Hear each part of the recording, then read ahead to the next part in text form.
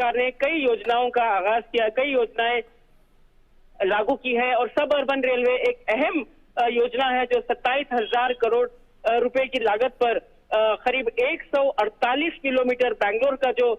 पूरा कॉरिडोर है, इस कॉरिडोर को कनेक्ट करेगी। तो बैंगलोर की जो समस्या है, इंफ्रास्ट्रक्चर समस्या, ट्रैफिक की समस्या, पानी की समस्या, और कुछ ही समय पहले बैंगलोर में तेज बारिश के चलते जो फ्लडिंग हुई थी, उसके बाद जो रोड रिपेयर की बात हुई, राज्य सरकार ने तुरंत हरकत में आई और तमाम इंफ्रास्ट्रक्चर को सुधारने की बात कही। मेट्रो रेल है, तो बैंगलोर जैसा शहर जैसे जैसे बढ़ता गया, बैंगलोर का जो दायरा था सिर्फ 8 किलोमीटर था कुछ साल पहले तक, जब तक यहाँ पर आईटी इंडस्ट्री शुरू नहीं हुई, लेकिन अब इसका दायरा 138 किलोमीटर हो गया है, यानी 148 किलोमीटर जो पूरे बैंगलोर और उसकी सैटेलाइट टाउन्स को जोड़ता है। तो ऐसे में प्रधानमंत्री नरेंद्र मोदी ने इस शहर पर, बैंगलोर को एक वर्ल्ड क्लास सिटी, एक आईटी सिटी, भारत का सिलिकॉन वैली ऑफ इंडिया बनाने के लिए खास तवज्जो दी है और यहाँ के इंफ्रास्ट्रक्चर के लिए इंफ्रास्ट्रक्चर कॉरिडोर्स बनाए हैं। तो ये प्रधानमंत्री नरेंद्र मोदी की विकास की योजनाएं और विकास की जो धारा है, प्रधानमंत्री नरेंद्र मोदी ने कुछ समय पहले तो यहाँ पर आगाज किया था इसी क्षेत्र में, इसी इलाके में, तो ये लोगों को याद है और लोग इसी बात की उम्मीद कर रहे हैं कि जो बीजेपी सबका साथ सबका विकास का नारा देती है वो कर दिखाएगी। और बीजेपी भी यही कह रही है कि अगर कर्नाटक में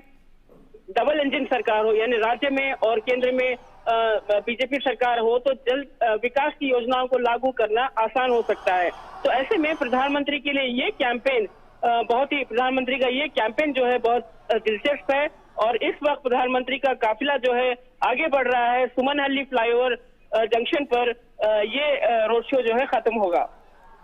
अपने आप में ये तस्वीरें लगातार उत्तर बेंगलुरु से हम दिखाते हुए प्रधानमंत्री नरेंद्र मोदी इस वक्त रोड शो के माध्यम से जनता से सीधा जुड़ाव की ये तस्वीरें, हजारों की संख्या में लोग मौजूद हैं प्रधानमंत्री की एक झलक पाने के लिए। फूलों से प्रधानमंत्री का स्वागत किया जा रहा है। हर उम्र के लोग यहाँ मौजूद हैं सड़क के दोनों ओर, चाहे पुरुष हो, महिलाएं हो, युवा हो, बच्चे हो, हर एक व्यक्ति प्रधानमंत्री की एक झलक पा लेना चाहता है। और प्रधानमंत्री भी लगातार दोनों हाथ को हिलाकर लोगों का स्वागत और इस्तकबाल को स्वीकार कर रहे हैं। उनके स्नेह और इस प्यार को, फूलों को वापस उनकी तरफ एक तरीके से फेंक कर वो कह रहे हैं कि हाँ, मुझे ये स्वीकार है आपका ये प्यार और ये अभिवादन। लगातार जब से ये रोड शो की शुरुआत हुई हम देख रहे हैं किस तरह से पुष्प वर्षा का ये सिलसिला, ये क्रम जारी है और अपने आप में ये बताने के लिए काफ़ी है कि किस प्रकार से प्रधानमंत्री को लेकर लोगों में उत्साह है, लोगों में स्वीकारता साफ तौर से दिखाई पड़ती है। शहर की ये तस्वीर शाम के करीब 7 बजे का वक्त और ऐसे में हजारों की संख्या में लोगों की मौजूदगी प्रधानमंत्री की एक झलक को देखने के लिए। आज 3 चुनावी रैलियां प्रधानमंत्री की और उसके बाद में ये रोड शो, ये अपने आप में बहुत कुछ कहता है। आयशा, जिस बात का आप जिक्र कर रही थी वो बेहद महत्वपूर्ण, क्योंकि आपने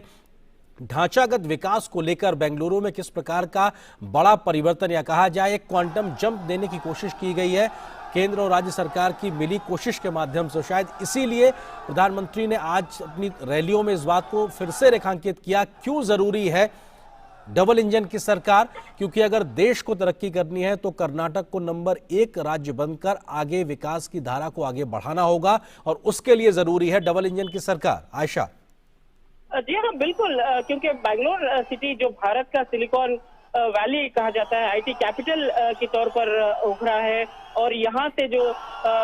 करोड़ों की जो आईटी एक्सपोर्ट होती है और यहाँ करीब 75,000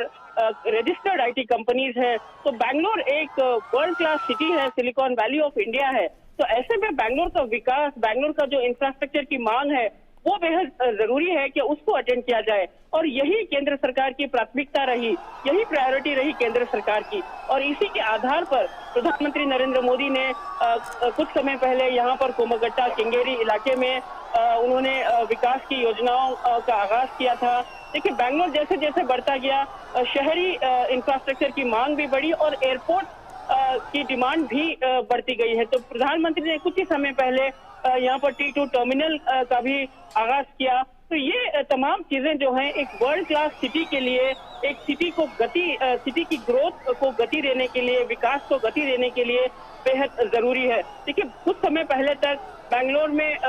ट्रैफिक की समस्या इतनी थी कि बैंगलोर में सड़कों पर गाड़ी चलाना यानी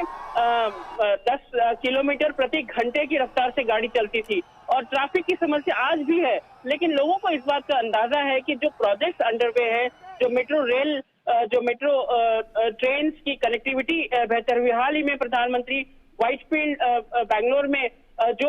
आईटी कॉरिडोर है, बैंगलोर का सब अर्बन सिटी है, यहाँ पर भी प्रधानमंत्री नरेंद्र मोदी ने मेट्रो रेल का आगाज किया था, इस रेल लाइन का आगाज किया था। और उसके अलावा बैंगलोर के अन्य शहरों में मेट्रो रेल एयरपोर्ट तक भी कनेक्टिविटी हो रही है। लेकिन सब अर्बन रेलवे जो है प्रधानमंत्री का भी एक ड्रीम प्रोजेक्ट है कि प्रधानमंत्री ये मानते हैं कि बैंगलोर सिटी जैसे जैसे बढ़ता है, जैसे मैंने आपको बताया कि बैंगलोर सिटी में महज 12 सीट हुआ करती थी विधानसभा की सीटें पहले 2008 तक, और बाद में शहर का डिलिमिटेशन हुआ, शहर का इंफ्रास्ट्रक्चर बढ़ा, शहर का पॉपुलेशन बढ़ा, और इन तमाम चीजों को बेहतर रिप्रेजेंटेशन देने के लिए बेहतर सुविधाएं भी यहाँ पर जरूरी हैं। तो ऐसे में प्रधानमंत्री नरेंद्र मोदी बैंगलोर को महज एक राजनीतिक लाभ के नजरिए से नहीं देखते। बैंगलोर को एक वर्ल्ड क्लास सिटी जो जहां पर अमेरिका में भी बैंगलोर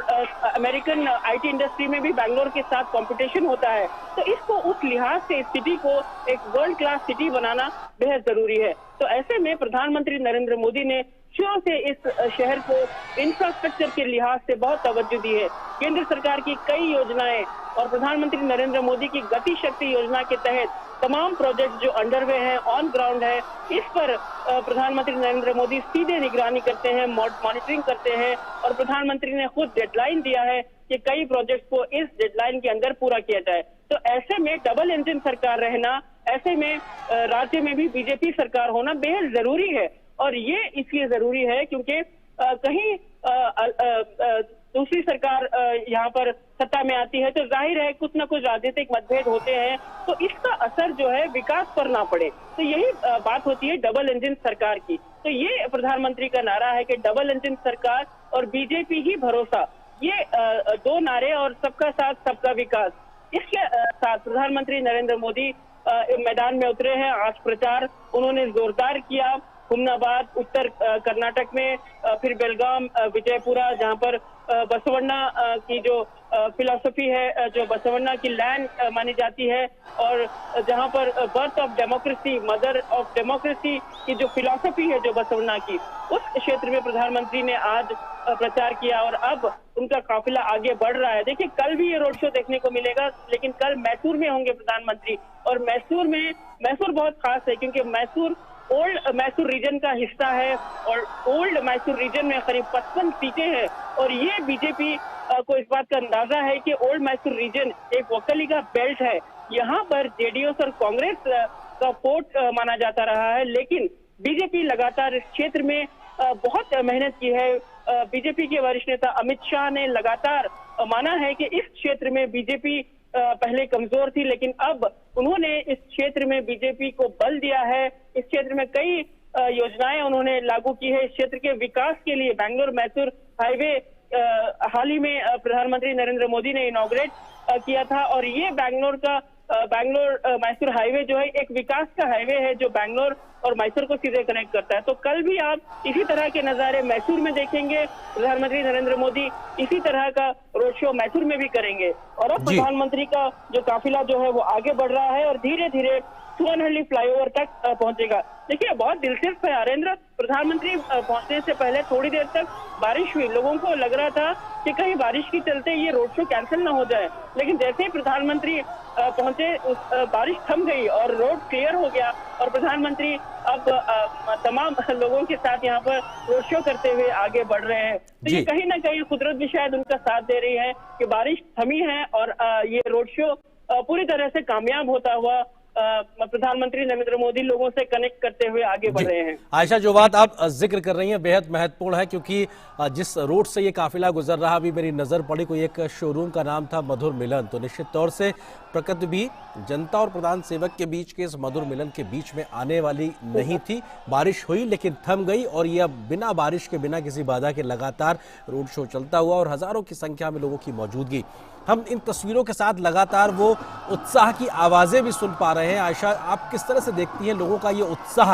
ये उत्साह क्या बयां करता है? लोग मोदी मोदी के नारे लगा रहे हैं, लोग लगातार उत्साह अपना दिखा रहे हैं और सड़कों के दोनों ओर दौड़ती युवाओं की ये भीड़ भी अपने आप में बताती है कि लगातार प्रधानमंत्री के साथ वो सफर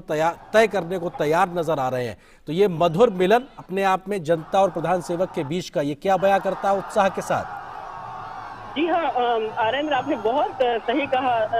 आपकी नजर पड़ी उस मधुर मिलन पर, और यहाँ पर ये मधुर मिलन सड़क पर देखने को मिल रहा है, जहाँ पर जनता और एक प्रधानमंत्री आमने सामने है। और इतना शानदार मधुर मिलन ये नजर आ रहा है कि प्रधानमंत्री खुद इन तमाम लोगों का अभिवादन स्वीकार करते हुए आगे बढ़ रहे हैं। न केवल लोग उन पर फूलों की वर्षा कर रहे हैं, बल्कि खुद प्रधानमंत्री भी उल्टा लोगों को अपनी तरफ से फूल लोगों पर बरसा रहे हैं। तो ये एक कनेक्ट होता है प्रधानमंत्री का। पहले भी हमने देखा हुबली में, बेलगाम में और अलग अलग जगहों पर। खासकर ये कनेक्ट जो है यानी इसको प्रधानमंत्री और एक आम जनता के बीच में जो एक दीवार होती है, उस दीवार को तोड़ती है। यानी प्रधानमंत्री एक जनसेवक के तौर पर लोगों के साथ जुड़ते हैं, एक आम आदमी की तरह उनके साथ जुड़ते हैं, और यहाँ पर कोई फॉर्मेलिटी नजर नहीं आती जब इस तरह के रोड शो होते हैं। और ऐसे रोड शोज में युवक भारी मात्रा में पहुंचते हैं, क्योंकि कई युवकों से हमने यहाँ पर बात भी की, और ये युवक, इनमें से कई युवक ये हमें बता रहे थे कि कई लोग देश के अलग अलग हिस्से से भी यहाँ पर पढ़ाई करने के लिए पहुंचे हैं बैंगलोर में। और उनका ये कहना था कि आज मौका मिला है कि प्रधानमंत्री नरेंद्र मोदी इस क्षेत्र में आए हैं, तो वो तमाम युवक जो है देश के दूसरे इलाके से यहाँ पढ़ाई करने के लिए पहुंचे। तो ये युवक भी लंबी कतार बनाकर प्रधानमंत्री को देखने के लिए, उनका स्वागत करने के लिए पहुंचे थे। तो ये जरूरी नहीं है कि महज बैंगलोर के लोग इस रोड शो में शामिल। यहाँ पर हजारों की संख्या में दूसरे राज्यों से आए हुए युवक और दूसरे राज्यों से आए हुए व्यवसायी और जो यहाँ पर काम करने वाले लोग हैं, ये तमाम लोग प्रधानमंत्री की इस यात्रा का हिस्सा है। और जैसे कि मैंने बताया, ये लगभग एक पदयात्रा जैसा नजर आ रहा है। प्रधानमंत्री की विजय रथ जो है उसके साथ साथ लोग दौड़ रहे हैं, और पूरा 5 किलोमीटर का लंबा सफर जो है तय करने उन्हें कोई थकान महसूस नहीं हो रही है। देखिए, प्रधानमंत्री हमेशा से लोगों की कनेक्ट के लिए वो अलग अलग साधन इस्तेमाल किया, भले ही वो मन की बात हो, भले ही वो स्टेज से प्रचार करते हो, या फिर वो वर्चुअल सभाएं संबोधित करते हो। हमेशा प्रधानमंत्री जनता से पहले कनेक्ट करते हैं, या फिर वो अगर अपनी पार्टी के कार्यकर्ताओं को भी संबोधित करते हैं। देखिए, रैली से पहले प्रधानमंत्री ने बीजेपी के कार्यकर्ताओं को वर्चुअल रैलीज के तहत कर्नाटक में करीब 36 अलग अलग जगहों पर एड्रेस किया था, जिसके तहत कार्यकर्ताओं में काफी उत्साह, काफी जोश, मोटिवेशन नजर आ रहा था। तो प्रधानमंत्री कार्यकर्ताओं को यही कहते हैं कि अगर बूथ को मजबूत बनाया जाए तो ये बीजेपी की ताकत है, और बीजेपी की ताकत है वो कार्यकर्ता जो जमीन पर काम करता है। तो प्रधानमंत्री इस तरह से अपने कार्यकर्ताओं को उत्साहित करते हैं, मोटिवेट करते हैं, और हर कार्यकर्ता को एक इम्पोर्टेंस देते हैं, उन्हें इम्पोर्टेंट फील कराते हैं। यहाँ पर खड़े हुए कतार में खड़े हुए लोग अपने आप को ऐसे समझ रहा था कि प्रधानमंत्री उसे इंडिविजुअली मिलने आए हैं। तो इस बात का एहसास प्रधानमंत्री दिलाते हैं, और यही खासियत है प्रधानमंत्री नरेंद्र मोदी की, जो आप देख रहे हैं कि उनके पीछे पीछे हजारों की संख्या में लोग पहुंच रहे हैं और सुमनहल्ली फ्लाईओवर तक जाने के लिए तैयार है। आयशा, तो अपने आप में आपने जिस बात का जिक्र किया कि हजारों लोग जो सड़क के दोनों ओर मौजूद हैं, हर एक व्यक्ति को ये लगता है कि प्रधानमंत्री ने व्यक्तिगत तौर पर उनके अभिवादन को स्वीकार किया और एक तरीके से रेसिप्रोकेट भी किया उनके अभिवादन को लेकर। निश्चित तौर से ये बेहद महत्वपूर्ण है, और प्रधानमंत्री हर एक व्यक्ति में अपनी पार्टी से जुड़ा हो या फिर एक आमो खास हो, उसमें उत्साह पैदा करने के लिए एक गजब की ऊर्जा रखते हैं, क्योंकि अपनी उम्र के 7 दशक पूरे कर चुके प्रधानमंत्री के अंदर इतनी चुस्ती, फुर्ती और स्फूर्ति है जो दूसरों के लिए एक उदाहरण है। शायद इसीलिए प्रधानमंत्री मोदी को जनता के बीच में जिस प्रकार की स्वीकारता मिलती है, उन्हें वैश्विक स्तर के नेता के तौर पर वो स्वीकारता उन्हें वैश्विक नेता तक बनाती है। तो निश्चित तौर से ये बेहद महत्वपूर्ण है कि प्रधानमंत्री लगातार सुबह से लेकर देर शाम तक जनता के बीच रहते हैं, संवाद स्थापित करते हैं, उनके बीच में इतना लंबा एक रोड शो कर रहे हैं, लगातार अपने विशेष वाहन पर वो खड़े हुए हैं, जनता का दोनों हाथ हिलाकर स्वागत कर रहे हैं। कम से कम लगभग 1 घंटे का वक्त हो चुका है इस रोड शो को शुरू हुए। ये अपने आप में दिखाता है कि प्रधानमंत्री उम्र के इस पड़ाव पे भी बेहद चुस्त दुरुस्त और लगातार दूसरों में उत्साह भर देने का एक तरीके से संचार करने का काम करते हैं। हमारे सहयोगी शैलेंद्र मिश्र भी हमारे साथ में लगातार मौजूद है। शैलेंद्र, हमने देखा था कि किस प्रकार से 50-50 किलोमीटर लंबे रोड शो भी प्रधानमंत्री ने किए हैं और निश्चित तौर से वो जो ऊर्जा है प्रधानमंत्री की, वो उनकी उस टीम में और वहां मौजूद जनता में कहीं ना कहीं ट्रांसलेट होती हुई नजर आती है। और यही उत्साह अभी हजारों की संख्या में मौजूद लोगों में भी साफ तौर से दिखाई पड़ रहा है। बेंगलुरु में, कर्नाटक में प्रधानमंत्री का वो गजब की स्फूर्ति। शैलेंद्र, निश्चित तौर पर ये ऊर्जा दिखाई देती है और जनता भी उसी उत्साह से प्रधानमंत्री नरेंद्र मोदी का स्वागत करने को तत्पर रहती है। हमने पिछले दिनों जो रोड से देखा कोच्चि में, त्रिवेंद्रम में, और आज आप रोड शो देख रहे हैं प्रधानमंत्री नरेंद्र मोदी का यहाँ कर्नाटक की राजधानी में। तो ऐसे में सब रोड शो में एक तरह से देखें तो हर वर्ग के लोगों की जो भागीदारी है वो अपने आप में उत्साह दिखाती है, अपने आप में बताती है कि किस तरह से एक तरफ से देखें प्रधानमंत्री नरेंद्र मोदी को जनता का प्यार मिलता हुआ दिखाई देता है। और निश्चित तौर पर बीजेपी के लिहाज से देखें तो बहुत महत्वपूर्ण हो जाता है जब आज वो कर्नाटक में बीजेपी के चुनाव प्रचार अभियान के प्रधानमंत्री नरेंद्र मोदी सबसे बड़े स्टार चालक के तौर पर उसको एक नई गति देते हुए, और ऐसे में निश्चित तौर पर हम देखते हैं कि इस रोड शो में जिस तरह से सभी वर्गों की भागीदारी दिखाई दे रही है, खासतौर पर युवाओं की, क्योंकि भारतीय जनता पार्टी ये कहती है प्रधानमंत्री नरेंद्र मोदी की अगुवाई में केंद्र सरकार ने और कर्नाटक में राज्य सरकार में बीजेपी ने युवाओं के लिए बहुत काम किया और आईटी सिटी के तौर पर बेंगलुरु जाना जाता है। बड़ी संख्या में युवा रहते हैं यहाँ पर और हम जानते हैं कि उन्हें रोजगार के नए नए अवसर मिले हैं। और जिस तरह से इंफ्रास्ट्रक्चर को, इस शहर के इंफ्रास्ट्रक्चर को बेहतर करने का काम प्रधानमंत्री नरेंद्र मोदी की अगुवाई में किया गया है, तो निश्चित तौर पर कुछ तरह से युवाओं में उत्साह दिखाई देता है। और हम इस रोड शो में भी देख रहे हैं बड़ी संख्या में युवाओं की भागीदारी है। राजनीतिक तौर पर तो हम जानते ही हैं कि भारतीय जनता पार्टी ने इस बार सबसे ज्यादा अभी तक इस तरह से कहें तो युवाओं को टिकट देने का काम किया है, नए चेहरों को चुनावी मैदान में उतारा है। और बीजेपी लगातार कहती है कि वो नई पीढ़ी को, वो सेकंड लाइन लीडरशिप को उभारने का काम लगातार राजनीतिक तौर पर पार्टी के अंदर करती रहती है। और जब सत्ता में आती है तब युवाओं के लिए तमाम योजनाएं बनाने का काम, युवाओं के लिए कल्याणकारी योजनाओं के साथ उन्हें रोजगार के अवसर हो, वित्ता के अवसर ज्यादा से ज्यादा हो, उस दिशा में काम करती है। तो निश्चित तौर पर आज हम देख रहे हैं इस रोड शो में सभी वर्गों का प्यार उमड़ता हुआ प्रधानमंत्री नरेंद्र मोदी के लिए, खासतौर पर युवाओं का, और महिलाएं भी बड़ी संख्या में दिखाई दे रही है। आप सड़कों के दोनों तरफ देख पा रहे होंगे आरेंद्र, जहां जहां पर कुछ दुकानों के ऊपर लोग खड़े हुए हैं, एक तरह से वो दिखाता है कि जहां जहां जिसको जगह मिली है वो प्रधानमंत्री नरेंद्र मोदी को नजदीक से देखना चाहता है, पुष्प वर्षा करना चाहता है। और प्रधानमंत्री नरेंद्र मोदी भी कोई कसर नहीं छोड़ रहे हैं स्वागत स्वीकार करने में। और निश्चित तौर पर बीजेपी के लिहाज से देखें आरेंद्र तो कर्नाटक का जो चुनावी जो एक तरह से विशास है उसमें भारतीय जनता पार्टी ने इस बार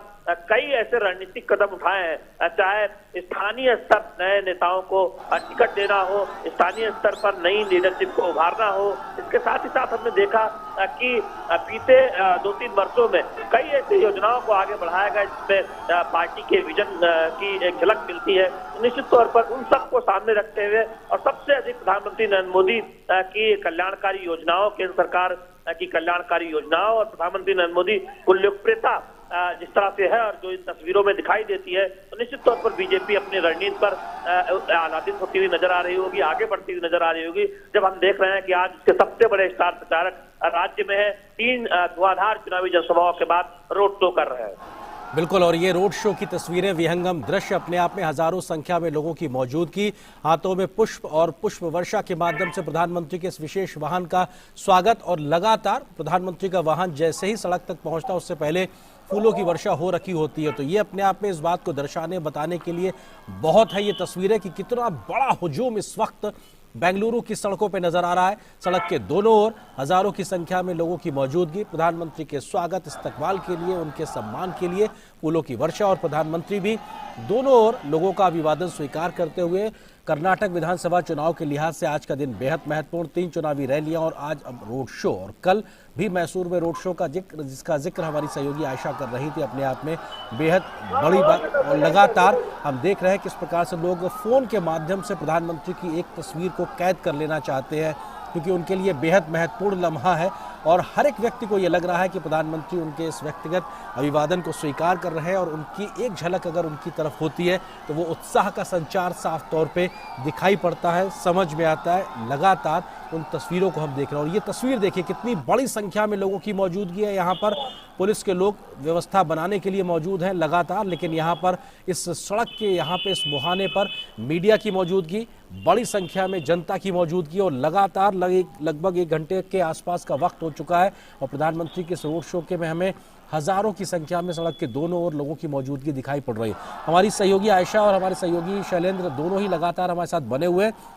आयशा, लगभग 1 घंटे का वक्त और 24 घंटे चलने वाले इस शहर में, बेंगलुरु में अगर बात की जाए तो इतनी बड़ी संख्या में लोगों की मौजूदगी, शाम का लगभग 7:30 सवा 7 का वक्त हो रहा है और ऐसे में इतनी बड़ी संख्या में लोगों की मौजूदगी, ये भी अपने आप में बहुत कुछ बयां करती है। आयशा,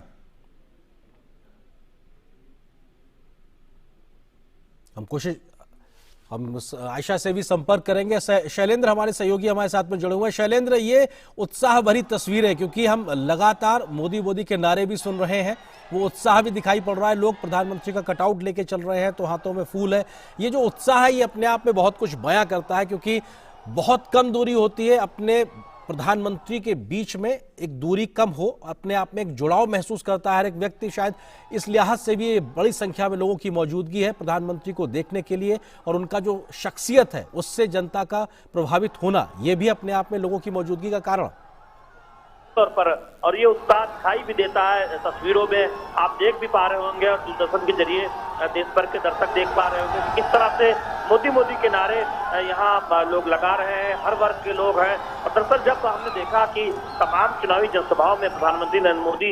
इस बात को खासतौर पर कहते हैं कि उनकी राज्य सरकारें, बीजेपी शासित राज्यों की जो सरकारें हैं वो दरअसल हमने देखा है कि डबल इंजन सरकार के जो फायदे हैं उस पर किस तरह से तेजी से आगे बढ़ती है और तमाम आधारभूत ढांचे पर काम होता है, तो उससे एक बड़ा बदलाव, सकारात्मक बदलाव हम राज्य की विकास परियोजनाओं में दिखाई देते हैं, उसकी रफ्तार में दिखाई देती है। तो निश्चित तौर पर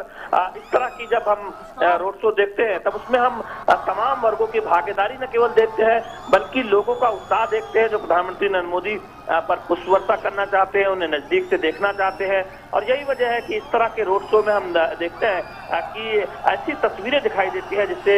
ये बार बार एक तरह से इशारा होता है कि प्रधानमंत्री नरेंद्र मोदी दुनिया के सबसे लोकप्रिय नेता यूं ही नहीं कहे जाते। और निश्चित तौर पर ये जो विहंगम तस्वीरें हैं वो इस बात को साबित करते हुए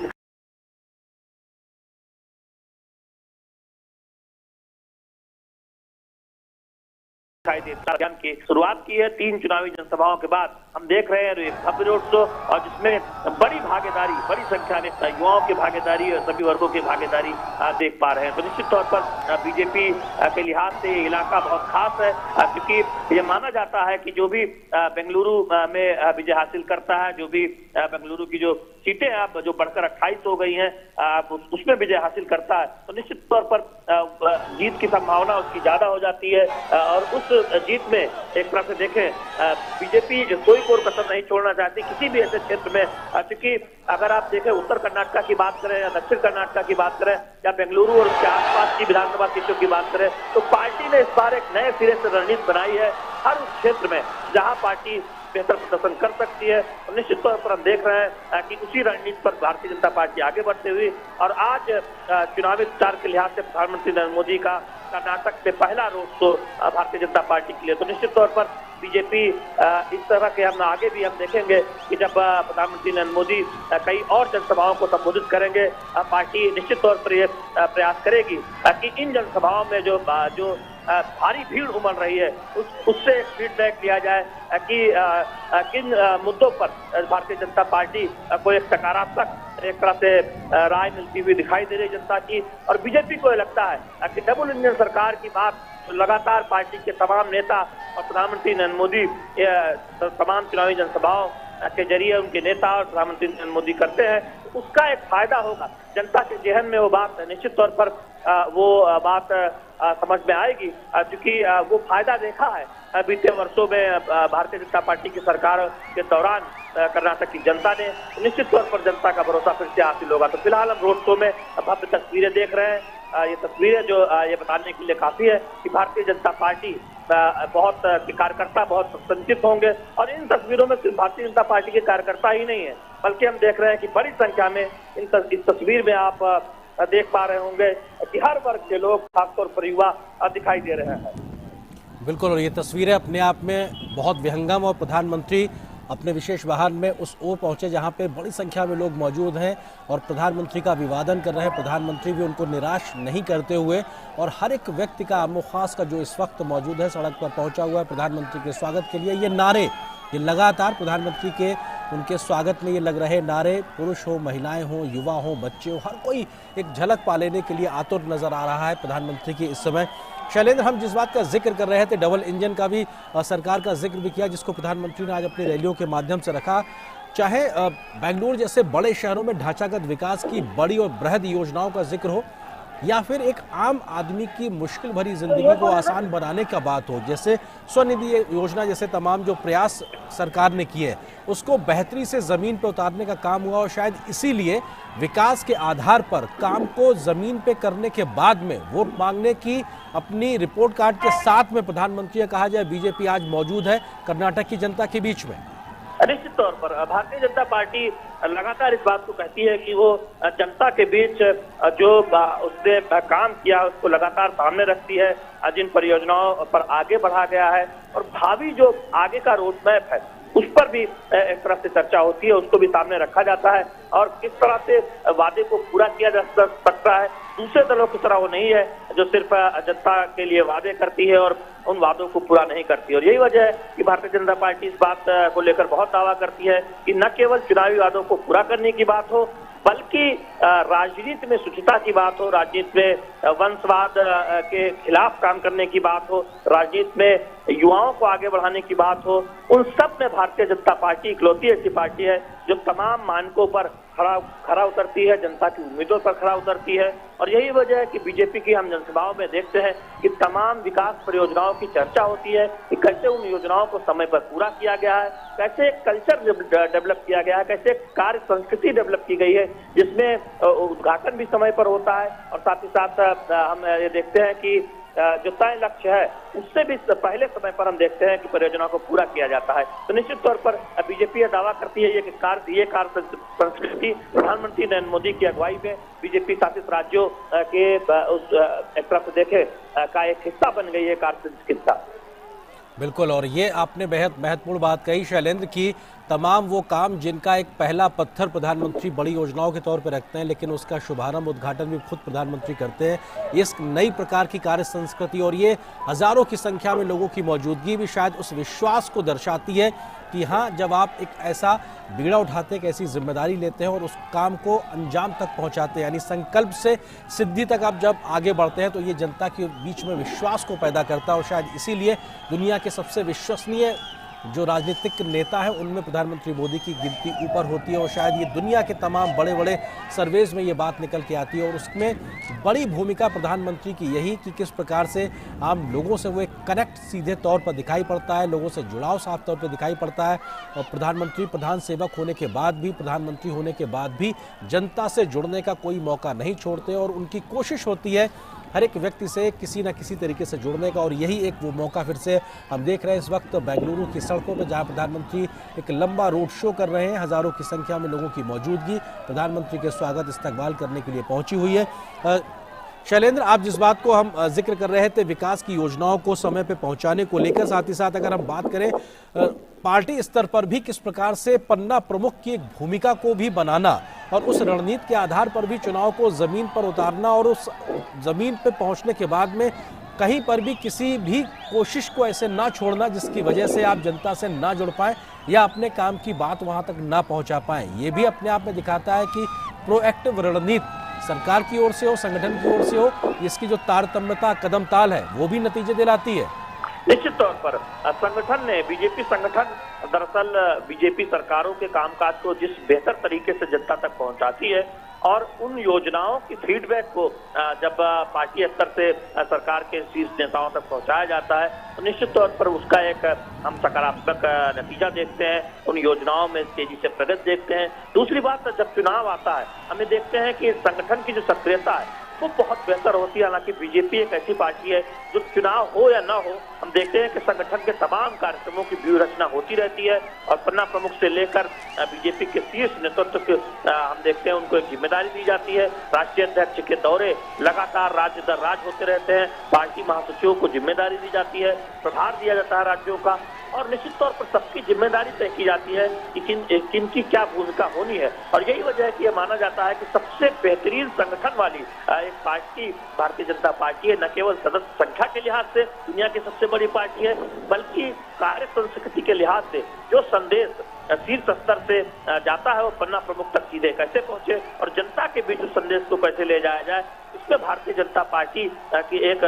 व्यूह रचना के तौर पर, एक राजनीतिक दल के तौर पर हम देखते हैं कि बहुत सफलतापूर्वक उसे लागू करती हुई नजर आती है और उसके सकारात्मक परिणाम हम राज्य दर राज्य चुनावी नतीजों में भी देखते हैं। क्योंकि राजनीतिक सफलता, चुनावी सफलता सिर्फ योजनाओं में सफलता या योजनाओं को जमीनी स्तर पर लागू करके ही एक तरह से कहे पूरी तरह सुनिश्चित नहीं की जा सकती, उसमें पार्टी संगठन का बहुत महत्वपूर्ण योगदान होता है। क्योंकि संगठन के कार्यकर्ता ही जनता के बीच सरकार के कार्यों के बारे में बताने का प्रयास करते हैं। और आर्यन, आपने देखा होगा कोरोना काल में जब